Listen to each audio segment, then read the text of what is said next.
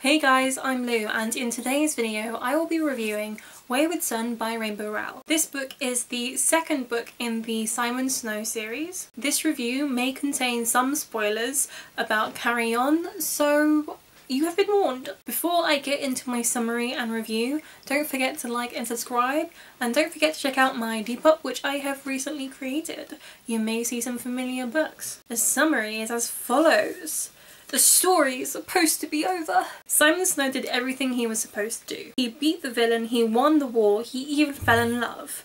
Now comes the good part, right? Now comes the happily ever after. So why can't Simon Snow get off the couch? What he needs, according to his best friend, is a change of scenery. He just needs to see himself in a new light. Now Simon and Penny and Baz end up in a vintage convertible tearing across the American West. They find trouble, of course, dragons, vampires, skunk-headed things with shotguns, and they get lost. They get so lost, they start to wonder whether they ever knew where they were headed in the first place. I was really excited when they announced that Carry On would have a sequel. Carry On is one of my favourite books of all time, and I was so excited to see what would happen to the characters that I love. I even reread Carry On before Wayward Son came out, and I don't normally do that, so that was how excited I was. I decided to pick this book up after reading Ninth House, which I think is honestly one of the best decisions I've ever made. I think it was the perfect book to pick up after Ninth House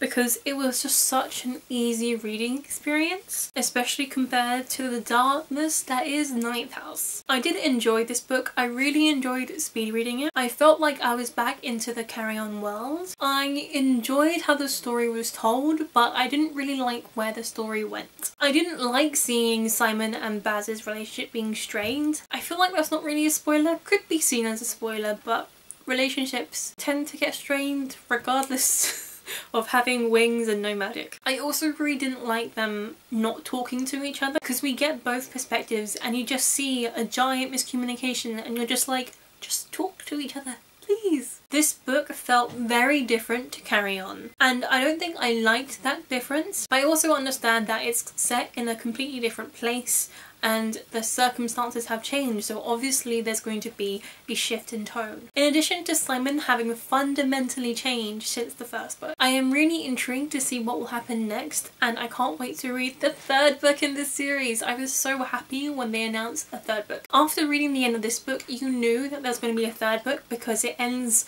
on the most obvious cliffhanger.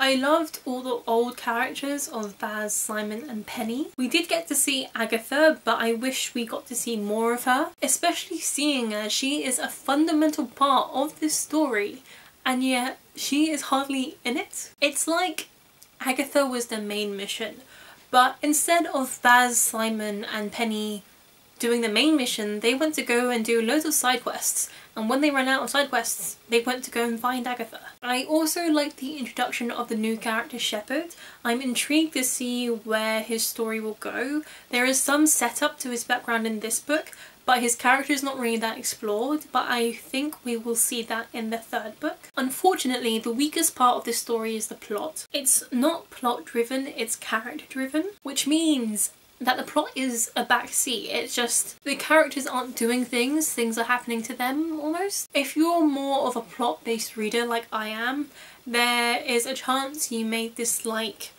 Wayward Son in comparison to Carry On. Can we also take a moment to appreciate my edition?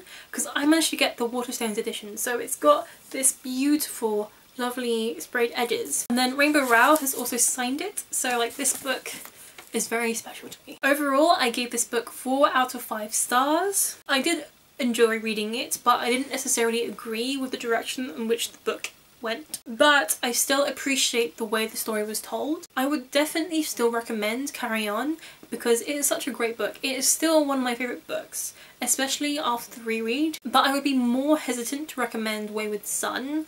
I think I would just tell people, if you like the characters, if you like Simon, Baz and Penelope, why did I call her Penelope? If you like Simon, Baz and Penny, then carry on with this book, although you may not like the direction in which the characters are going. But I still enjoyed it. And that was my review of Wayward Son. Don't forget to like and subscribe and check out my Depop. I hope that you guys enjoyed this video, and I hope to see you guys again soon.